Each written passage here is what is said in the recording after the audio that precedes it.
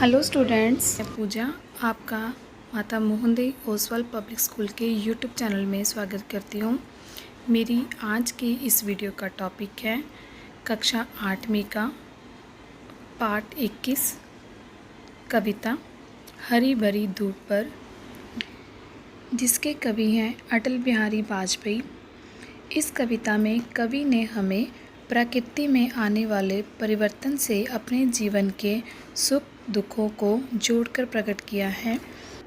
कवि ने कविता में प्रकृति में आने वाले परिवर्तनों को सूक्ष्मता से देखा है और उन्हें प्रकट किया है।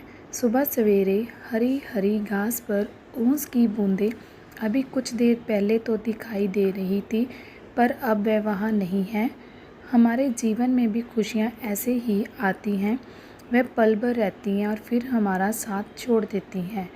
आश्विन महीने में सुबह सूर्य पूर्व दिशा में जब प्रकट हुआ तो मेरी बगीची का पत्ता पत्ता जगमगा उठा था।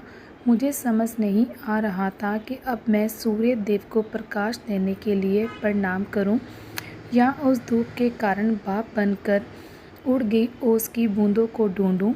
सूर्य एक अच्छाई है जिसे झुठलाया नहीं जा सकता, पर ओस की बूंदें भी तो सच हैं। हाँ, इतना ठीक है कि ओस का जीवन पल भर का है और पल भर की खुशी को पीने का मुझे अधिकार है। मैं उसे प्राप्त क्यों न करूं? सूर्य तो फिर उगेगा, धूप भी निकलेगी, पर मेरी बगीची में हर मौसम में ओस की बूंदें दिखाई नहीं देंगी।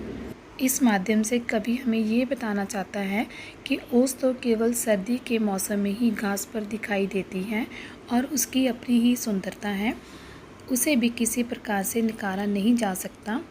इस माध्यम से कवि ने बताया है कि प्रकृति के हर रंग में सुंदरता है, लेकिन हर इंसान की पसंद अलग अलग है।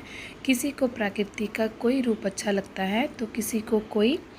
ऐसे ही उन्होंने बताया है कि हमारे जीवन में खुशियाँ सदा नहीं रहती, वे कभी आती हैं और कभी नष्ट हो जाती हैं। इस कविता के माध्यम से कवि हमें ये संदेश देना चाहता है कि जीवन में खुशियाँ सभी को प्राप्त होती हैं, पर वह क्षणिक होती हैं, अर्थात पल भर की होती हैं। कोई भी ऐसा प्राणी नहीं हो सकता जिसकी खुशियाँ सदैव रहें। हर व्यक्ति के जीवन में सुखों के बाद दुख और दुखों के बाद सुख अवश्य ही आते हैं। तो ये थी हमारी कविता हरी भरी धूप पर।